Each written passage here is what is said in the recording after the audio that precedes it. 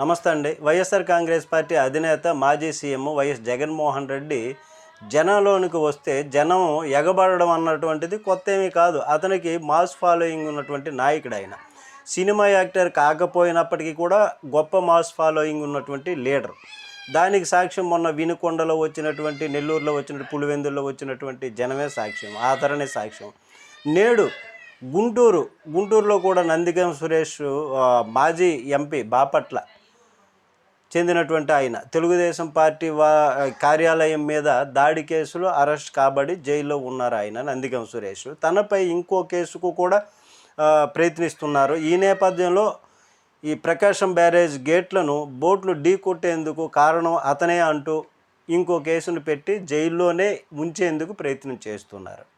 ఈ సందర్భంలో నందిగం సురేష్ జైలుకి ఉన్నటువంటి సందర్భంగా జైలుకి వెళ్ళి జగన్ను పరామర్శించేందుకు గుంటూరుకి వెళ్ళడం జరిగింది.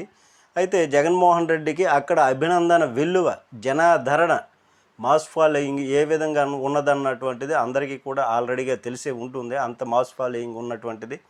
అయితే జనాలను పోగేసేదానికి కాదు, అక్కడ పోగేసేది కాదు, డబ్బులు ఇచ్చి తెచ్చేది కాదు, బహిరంగ సభలకి ఎక్కువ మంది చూపించాలి, జన సమీకరణ కాబట్టి డబ్బులు ఖర్చు పెట్టి తెచ్చేది కాదు. జగన్ వస్తున్నాడని తెలిసి వచ్చినటువంటి జనం పెద్ద ఎత్తున అక్కడికి చేరుకోవడం, ఎవరంతటా వాళ్ళుగానే అభిమానంతో, ఆదరణతో చేరుకున్నారు. వాళ్ళంతా అభిమానంతో నినాదాలు చేస్తుండగా జైలుకు వెళ్ళి నందిగం సురేష్తో ములాఖత్తులో కలిసి జగన్మోహన్ రెడ్డి వెనకాల విడుదల రజనీ గారు ఉన్నారు.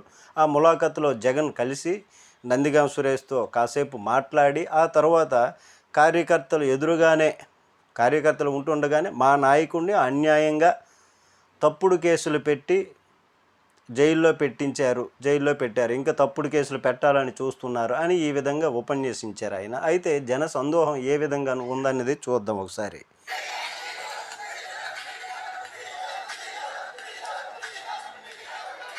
ఇంత ఆదరణ, ఇంత ఫాలోయింగ్, మాస్ ఫాలోయింగ్ ఎందుకు వస్తుందంటే ఆయన ఇస్తామన్నటువంటి సంక్షేమ పథకాలు, నవరత్న పథకాలను ఇచ్చి చూపించారు. వాలంటీర్ వ్యవస్థ, సచివాలయ వ్యవస్థ, ఏ పథకము కూడా, విద్యా వ్యవస్థలో నాడు నేడు అన్నీ కూడా ప్రజలకు ఉపయోగపడేటటువంటివి. కాబట్టి ఆయన్ని ఎవరు కూడా మర్చిపోలేనటువంటి మహానాయకుడని కూడా చెప్పుకోవచ్చు. అందరి హృదయాల్లో ఆయన ఉంటాడని కూడా చెప్పుకోవచ్చు. నమస్తే.